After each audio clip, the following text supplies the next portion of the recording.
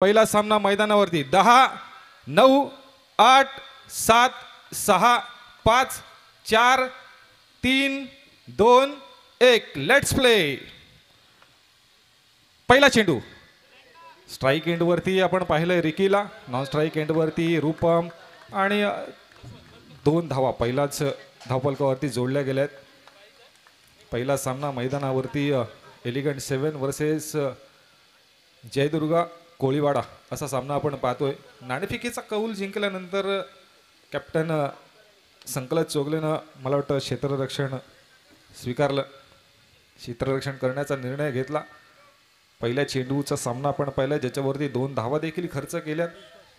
Strike एंडवरती असेल रूपम कशा पद्धतीने पुढच्या चेंडूचा समाचार घेईल,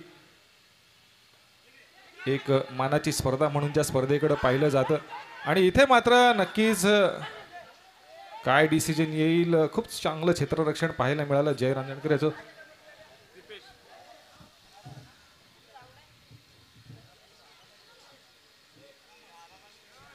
दुसऱ्या चेंडूवर मात्र आपण पाहिलं खूप चांगलं क्षेत्ररक्षण, ज्याच्यावरती कोणती धाव खर्च केलेली नाहीये संकलत यांना।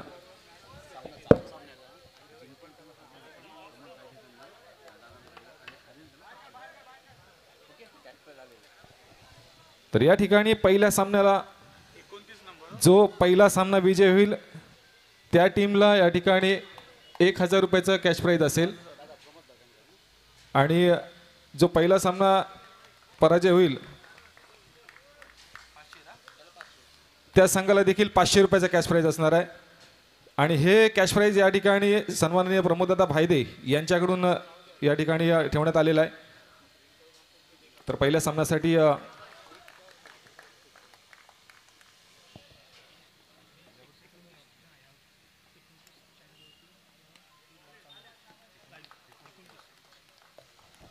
तर या ठिकाणी आपल्याला माहिती आहे की ही स्पर्धा आपण या मैदानावरती जी पाहतोय ही स्पर्धा सर्वांच्या माहितीसाठी आज घराघरामध्ये पाहायला मिळते, कारण यूट्यूबच्या माध्यमातून देखील ही स्पर्धा थेट प्रक्षेपण सुरू आहे। या स्पर्धेचं मुरुड पद्मदुर्ग लीग पर्व 3चं षटक संपले। पहिलं षटक समाप्तीनंतर धावसंख्या आपल्याला पाहायला मिळते 6। जयदुर्गा मुरुड कोळीवाडा या संघाची सलामीची जोडी मैदानावरती आपण पाहिली रिकी आणि रूपम असे 2 फलंदाज मैदानावरती। पहिल्या षटकाचा खेळ आपण पाहिला ज्याच्यामध्ये संकलत ना मात्र 6 धावा खर्च केल्यात। दुसरा षटक घेऊन येतोय जय रांजणकर। इथे पहिल्या चेंडूवरती यश मिळवलंय, रूपमच्या इनिंगचा खात्मा केलाय आणि पहिला धक्का मिळालाय जयदुर्गा मुरुड कोळीवाडा या संघाला। रूपमच्या माध्यमातून रूपम बाद झाल्यानंतर मैदानावरती आलाय स्वतः कॅप्टन जयदुर्गा मुरुड कोळीवाडा संघाचा सुजित गुरव। जयने मात्र पहिल्या चेंडूवरती रस्सा दाखवला। दुसरा चेंडू षटकातला, इथे मात्र जोरदार अपील होते परंतु कोणत्याही प्रकारे डिसिजन येत नाहीये। एक जीवदान तर मिळालं सुजितला परंतु जबाबदारी देखील राहिली, कारण जयने पहिल्या चेंडूवरती फलंदाज बाद केला। धावसंख्या स्थिरावलेली 6 धावांवरती। पुन्हा एकदा निर्धाव चेंडू मैदानावरती पाहायला मिळतोय। 3 चेंडू आपण या षटकातले पाहिले ज्याच्यावरती कोणती धाव खर्च केलेली नाहीये जयनं। चौथा चेंडू पुन्हा एकदा या वेळेला आपण पाहिलं तर डिक्लेअर झोनमध्ये टाकला। एका धावेसाठी 1 धाव जोडली जाईल। या एका धावेनं धावसंख्या बदलेल, धावसंख्या जाऊन पोहोचते ती 7 या धावसंख्येवरती। अजूनही या षटकातला हा 5वा चेंडू आपण पाहतोय मैदानावर ज्याच्यावरती किती धावा, 2 धावा। या 2 धावा जोडल्या जातील आणि या 2 धाव्यांना धावसंख्या देखील बदलेल, धावसंख्या जाऊन पोहोचेल ती 9 या धावसंख्येवर। शेवटचा चेंडू असेल दुसऱ्या षटकातला। या स्पर्धेतला हा पहिला सामना मैदानावरती सुरू झालाय आणि दुसऱ्या षटकाचा खेळ आपण पाहतोय। 5 चेंडू झालेले आहेत। शेवटचा चेंडू मैदानावरती रिकीसाठी असेल। पुन्हा एकदा चकमक देणारा चेंडू होता, 1 धाव जोडली जाईल। 2 षटक समाप्तीनंतर धावसंख्या जाऊन पोहोचली 10। नेक्स्ट मॅच कोणाची आहे रे? पुढची मॅच बघा तर तिसरा षटक पुन्हा एकदा आपण पाहतोय. संकलत ज्यानं पहिल्याच षटकामध्ये आपण पाहिलं होतं की 6 धावा खर्च केला होता, पुन्हा एकदा वैयक्तिक दुसरा षटक आणि संघाकडून तिसरा षटक घेऊन आलाय. पहिल्या चेंडूचा खेळ आपण पाहिला. दुसऱ्या चेंडूवरती 2 धावा जोडल्या जातील. या 2 धाव्यानं धावसंख्या बदलेल. धावसंख्या जाऊन पोचते 12 धावांवरती. पुन्हा एकदा स्ट्राईक एंडवरती आपण पाहतोय सुजित कशा पद्धतीनं फलंदाजी करतोय. पुन्हा एकदा 2 धावींचा फटका पाहायला मिळतोय मैदानावरती आपण पाहतोय आणि या 2 धावेनं धावसंख्या बदलेल. धावसंख्या जाऊन पोचते 14 या धावसंख्येवरती. 3 चेंडू झालेले आहेत या षटकातले. अजूनही 3 चेंडू येणं शिल्लक आहे. किती मोठी धावसंख्या उभी राहील, किती मोठी टार्गेट सेट केलं जाईल एलिगंट 7 संघासाठी. पुन्हा एकदा 4था चेंडू संकल आहे त्याच्या षटकातला सुजितसाठी. पुन्हा एकदा डिक्लेअर झोनमध्ये टाकला चेंडू एका धावेसाठी. या एका धावेनं धावसंख्या जाऊन पोचली 15 धावेंवरती. आता मात्र एक जर मोठा टार्गेट सेट करायचं असेल तर मोठे फटके खेळण्याची गरज आहे. ते पुन्हा एकदा चांगलं क्षेत्ररक्षण पाहायला मिळालं. तेजस याचं फलंदाज धावबाद झाला. रिकीच्या इनिंगचा खात्मा झाला. रिकी बाद झाल्यानंतर मैदानावर येईल फलंदाजी करण्यासाठी आकाश. तर तिसरा षटक प्रगतीपथावर असताना 5 चेंडूचा खेळ आपण पाहिलाय. धावसंख्या स्थिरावलेली आपल्याला पाहायला मिळते धावफलकावरती 15. या 7 चेंडूंमध्ये किती धावा ठोकल्या जातील, कारण आकाश स्ट्राईक एंडवरती शेवटच्या चेंडूचा सामना करेल. संकल त्याच्या षटकातला. पुन्हा एकदा शेवटच्या चेंडूवर देखील आकाश बाद होतोय. 3 षटक समाप्तीनंतर धावसंख्या स्थिरावलेली 15. शेवटचं षटक कोण घेऊन येईल.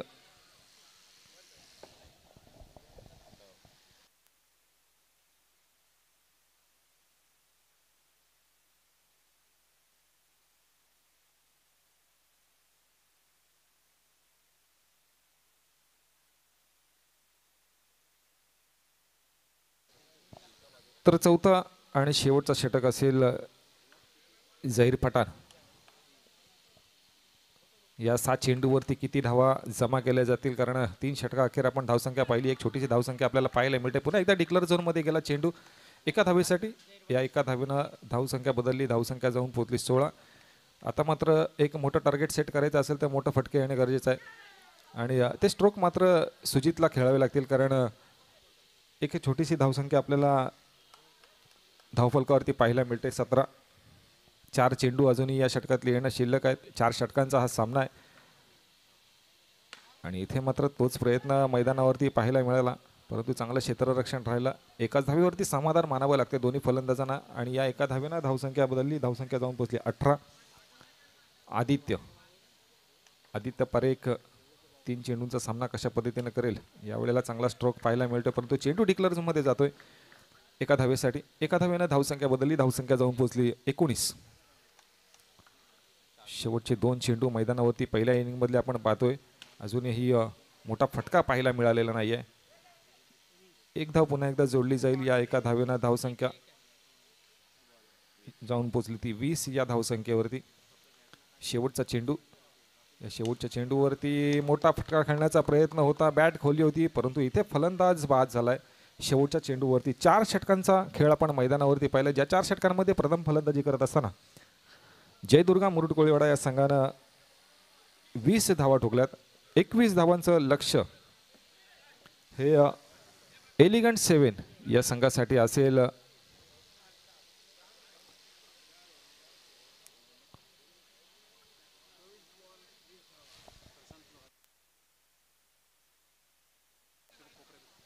त्याचप्रमाणे आदरणीय प्रशांत लोहार सर, आपण देखील कुठे असेल तर कृपया आपण व्यासपीठावर यायचं आहे. आदरणीय प्रशांत लोहार सर, आपल्याला देखील विनंती असेल कृपया आपण व्यासपीठावर देऊन असं नसतं व्हायचं आहे.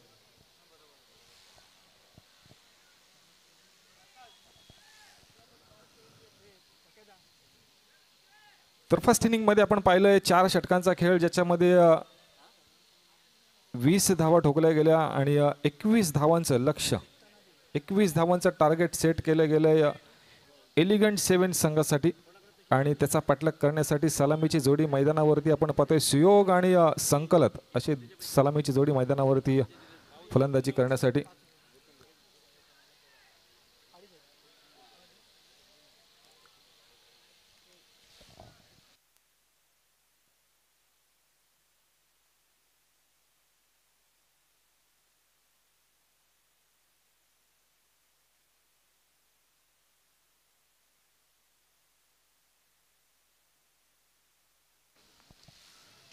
चला तत्पूर्वी आपण पुढच्या मॅचचा नाणेफेकीचा कौल घेतोय. कोटेश्वरी प्रतिष्ठान वर्सेस सत्यम कुंभारवाडा. दोन्ही कॅप्टनना विनंती असेल आपण टॉस बॉक्स मध्ये यायचं आहे.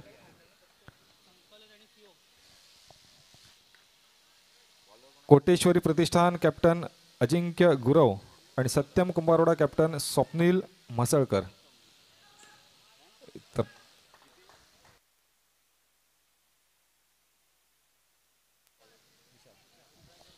तर विशाल पहिला षटक घेऊन आलाय. जयदुर्गा मुरुड कोलिवाडा या संघाकडून पहिल्या 2 चेंडूचा खेळ आपण पाहतोय. चेंडूला डिक्लेअर झोनमध्ये टाकलाय. एक छोटंसं टार्गेट नक्कीच आहे. 4 षटकांचा सामना आहे. 4 षटकांमध्ये आपल्याला माहिती आहे की 21 ही धावसंख्या पूर्ण करायची आहे एलिगंट 7 संघाला. सलामीची जोडी स्ट्राईक एंडवरती आपण पाहतोय. संकलत नॉन स्ट्राईक एंडवरती सुमित. 3 चेंडूंवरती आपण पाहिलं तर डिक्लेअर झोनमध्ये 1-1 धाव जमा केले. धावसंख्या जाऊन पोहोचली 3 या धावसंख्येवरती. मुरुड पद्मदुर्ग लीग एक मानाची स्पर्धा आपण या ठिकाणी सर्वजण ही स्पर्धा पाहतोय. पुन्हा एकदा 2 धावा जोडल्या जातील. वाईड +1 अशा 2 धावा. या 2 धावेनं धावसंख्या बदलली. धावसंख्या जाऊन पोहोचली पुन्हा एकदा डिक्लेअर झोनमध्ये गेला चेंडू एका धावेसाठी. या एका धावेनं धावसंख्या बदलली. धावसंख्या जाऊन पोहोचली 6 धावसंख्येवरती. पहिलं षटक चालू आहे. पहिल्या षटकातला हा 5वा चेंडू ज्याचा समाचार घेईल स्ट्राईक एंडवरती. पुन्हा एकदा संकलत. पुन्हा एकदा थोडासा गोलंदाज भरकटतोय. थोडीशी दिशा बदलतोय आणि वाईट चेंडू डिक्लेअर होतोय. पुन्हा एकदा एक्स्ट्राच्या स्वरूपात 1 धाव जोडली जाईल. या एका धावेनं धावसंख्या जाऊन पोहोचली 7 या धावसंख्येवरती. एक छोटीशी धावसंख्या या ठिकाणी उभी केली गेली आणि त्याच्यामध्ये जर अशी गोलंदाजी झाली तर नक्कीच संघाचं कुठेतरी नुकसान होतंय. तर मात्र थोडीशी लाईन पकडावी लागणार आहे. यावेळेला पुन्हा एकदा चांगला चेंडू आपण पाहिला ज्याच्यावरती एकच धाव जोडली जाईल आणि या एका धावेनं धावसंख्या बदलते. धावसंख्या जाऊन पोहोचते ती 8 या धावसंख्येवर. शेवटचा चेंडू असेल पहिल्या षटकातला.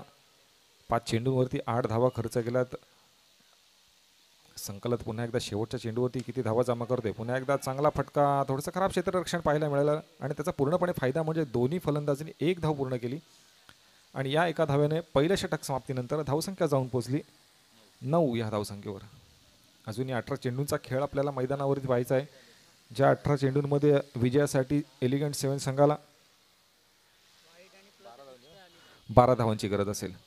तर रूपमालय दुसरा षटक घेऊन स्ट्राईक एंडवरती पुन्हा एकदा संकलत कशा पद्धतीने सामना करेल. यावेळेला चांगला चेंडू आपल्याला पाहायला मिळाला. आक्रमक मारा पाहायला मिळतोय. पहिला चेंडू निर्धाव राहिल्यानंतर दुसरा चेंडू संकलासाठी पुन्हा एकदा हलकासा कटवलेला चेंडू डिक्लेअर झोनमध्ये जातो एका धावेसाठी. या एका धावेनं धावसंख्या बदलली. धावसंख्या जाऊन पोहोचली 10. तिसरा चेंडू असेल पुन्हा एकदा डिक्लेअर झोनमध्ये जातोय एका धावेसाठी. या एका धावेनं धावसंख्या बदलली. धावसंख्या जाऊन पोहोचली ती 11 या धावसंख्येवरती. मला वाटतं दोन्ही कॅप्टन उपस्थित आहेत का टॉस बॉक्समध्ये. मी नेक्स्ट मॅचच्या टॉससाठी आदरणीय बनकर सर आपणास विनंती करतो की आपण नेक्स्ट मॅचचा टॉस घ्यायचा आहे टॉस बॉक्समध्ये. दोन्ही कॅप्टन त्या ठिकाणी उपस्थित आहेत.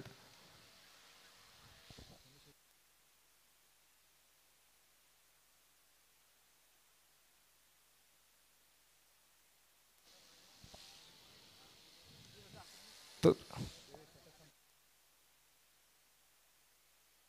5 चेंडू झालेले आहेत. दुसऱ्या षटकातला अजूनही 1 चेंडू येणं शिल्लक आहे. धावसंख्या स्थिरावलेली 12. पार्थ आलाय फलंदाजी करण्यासाठी.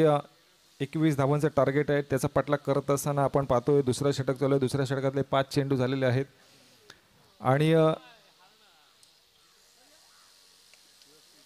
21 धावांचं टार्गेट आहे. उर्वरित 13 चेंडूंचा खेळ देखील आपल्याला पाहायचा आहे. 13 चेंडूंमध्ये विजयासाठी एलिगंट 7 संघाला 9 धावांची गरज असणार आहे.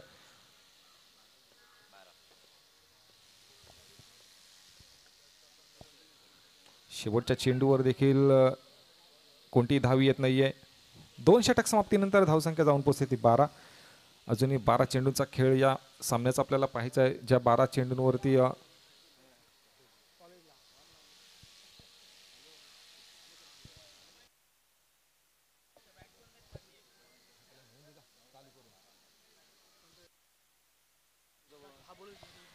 तर नाणेफेकीचा कौल होतोय, दोन्ही कॅप्टननी तिथेच थांबायचं आहे आणि सत्यम कुंभारवाडा वर्सेस कोटेश्वरी प्रतिष्ठान असा सामना मैदानावरती सुरू होईल. पुढचा सामना असेल नाणेफेकीचा कौल कोणी जिंकलाय? कोणी जिंकलं? काय निर्णय असेल आपला? आम्ही क्षेत्ररक्षण करण्याचा निर्णय घेतला. आयोजनाबद्दल काय? आयोजन तर खूपच छान असतं एम पी एलचं. या टुर्नामेंटची सगळे आतुरतेने वाट पाहत असतात. खूपच छान आयोजन. हेच प्रश्न तुला अजिंक्य. अजिंक्य, आयोजन तर मी नेहमी बोलतो, सगळ्यांनाच बोलतो, अशा टुर्नामेंट सारख्या झाल्या पाहिजे. बेस्टेस्ट टुर्नामेंट मुरुडमध्ये होते ही आणि एक स्वराज्याची पण होते. अशा टुर्नामेंट सगळीकडे झाल्या पाहिजेत, म्हणजे मुरुड क्रिकेट कुठेतरी वरती जाईल. धन्यवाद दोन्ही टीमसाठी.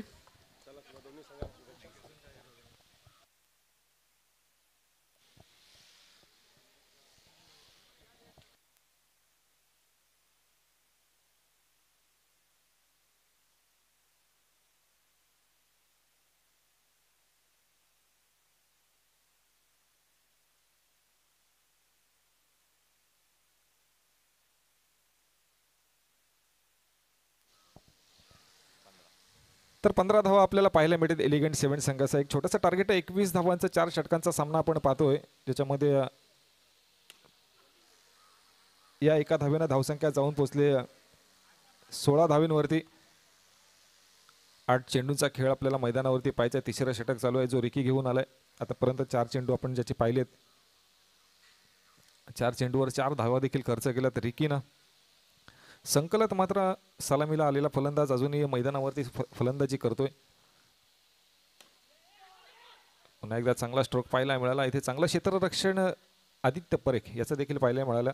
दोन्ही फलंदाजांना एका धावेवरती समाधान मानावं लागलं. या एका धावेनं धावसंख्या बदलली, धावसंख्या जाऊन पोहोचली ती 17 या धावसंख्येवरती. उर्वरित 7 चेंडूचा खेळ मैदानावरती आपल्याला पाहायचा आहे, ज्या 7 चेंडूवरती विजयासाठी 4 धावांची गरज असेल एलिगंट 7 संघाला. शेवटचा चेंडू तिसऱ्या षटकातला डिक्लेअर झोनमध्ये जातोय. एका धावेसाठी या एका धावेनं 3 षटक समाप्तीनंतर धावसंख्या जाऊन पोहोचली 18. उर्वरित 7 चेंडू आणि विजयासाठी 3 धावेंची गरज. याच्यानंतरचा सामना सत्यम कुंभारवाडा वर्सेस कोटेश्वरी प्रतिष्ठान असा असेल. मला वाटतं सत्यम कुंभारवाडा या संघानं नाणेफेकीचा कौल जिंकल्यानंतर प्रथम क्षेत्ररक्षण करण्याचा निर्णय घेतलाय. सामना संपल्यानंतर दोन्ही टीमला विनंती असेल आपण लगेचच पुढच्या सामन्यासाठी मैदानावरती यायचं आहे. तर 7 चेंडूंचा खेळ मैदानावरचा शिल्लक आहे. रूपम एक नावाजलेला गोलंदाज आहे. आज जयदुर्गा मुरुड कोळीवाडा या संघातून त्याला संधी मिळेल. जो विश्वास त्याच्या गोलंदाजीवर आहे तो कशा पद्धतीने या मैदानावरती आपल्याला पाहायला मिळेल. पुन्हा एकदा पहिला चेंडू ज्याच्यावरती आपण पाहिला की डिक्लेअर झोनमध्ये 1 धाव जोडली गेली आहे. या एका धावेनं धावसंख्या जाऊन पोहोचली 19 या धावसंख्येवर. उर्वरित 5 चेंडू आणि विजयासाठी 2 धावेंची गरज. तर दुसरा चेंडू कशा पद्धतीनं सामना करेल. पुन्हा एकदा हलकासा कटवतोय चेंडू एका धावेसाठी डिक्लेअर झोन.